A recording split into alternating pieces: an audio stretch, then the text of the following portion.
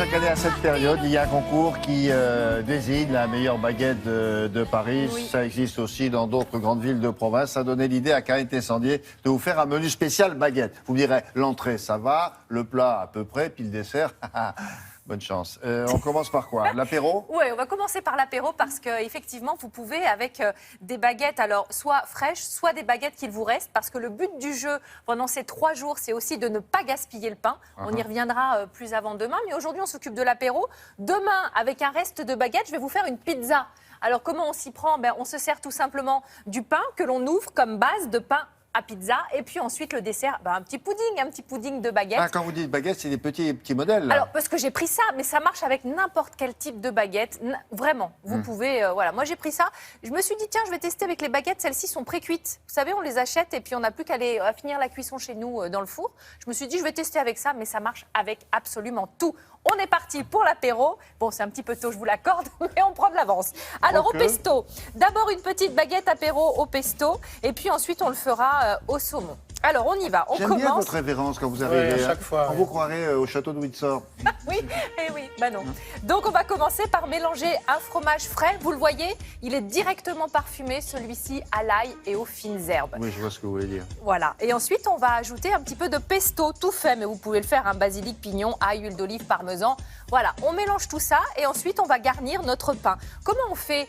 On coupe des petites tranches, mais on ne va pas jusqu'au bout. Il faut que le pain se tienne un maximum, puisque le but du jeu ensuite, c'est que nos invités tirent leur petit bout de pain et chacun aura sa petite part à l'apéro. Vous me suivez? Oui.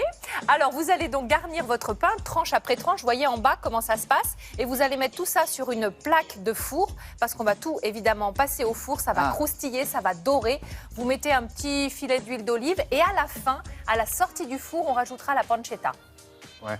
Ça se sépare facilement? Absolument, bien sûr. Après, chacun va prendre son petit bout de pain. Ça doit partir mieux, non? Ah oui, ça part très très bien.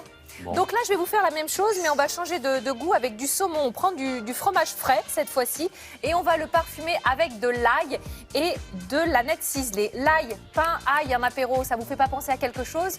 Le pré-fou. En fait, avant, les boulangers mettaient un peu de pain au four, ils le pré-enfournaient pour savoir s'il était bien chaud, leur four à bois, et ensuite ils le mangeaient avec un peu d'ail. Le pré-fou, c'est cette spécialité. Vous frottez l'ail dessus. Voilà, de pain avec de l'ail, et puis parfois, on enrichit avec, je sais pas moi, des tomates séchées, du chèvre, du roquefort, des noix. Bon, donc là, c'est la même idée. On prend notre pain et on va ajouter notre préparation avec du fromage frais, de l'ail, de l'aneth. On va garnir entre chaque tranche. Pareil ensuite au four, et à la sortie, on ajoutera un peu de saumon fumé Et entre pourquoi les vous les tranches. découpez pas tous et vous faites des petits rôtis de pain On rond? pourrait, mais alors à ce moment-là, oui, c'est des canapés. Ouais, Ça, ouais. c'est plus original. c'est la tendance. On est sur... bon oui, vous savez, on est toujours au Pas top, tendance, oui. de... Ah oui, top d'accord. de la mouvance. Oui, bien sûr. Oui, le monde de la baguette est en effervescence, croyez-moi. Donc on va enfourner 10 minutes à 200 degrés. Et puis ensuite, à la sortie, on ajoutera donc sur la première baguette un peu de pancetta. C'est cette charcuterie, oui, à base de porc, là, italienne. Ah ouais. Entre les tranches, vous allez garnir. Vous savez... Non, mais vous êtes sûr que ça s'enlève facilement? mais Moi, alors, je je sais peux pas. vous... attendez, Et alors, c'est-à-dire que on j'en fait suis... comment? On tire dessus? Oui, chacun prend son petit morceau de pain, vous tirez et vous Mais ça va emportez pas toute la baver tout d'un garniture. coup, vous allez en prendre Rien pour du votre tout. chaussure. Et je vais même vous dire plus, on aurait pu garnir de mozzarella et là, quand vous allez tirer, ça fait des fils, c'est formidable. Ah non, mais ça, c'est formidable, ça croustille, c'est chaud, c'est super. Oui, non, mais alors ça, c'est pas un apéro, parce que ça, on mange avec ça. On a fini de manger une fois qu'on appelle ça. on mange Après, j'avoue, Hein?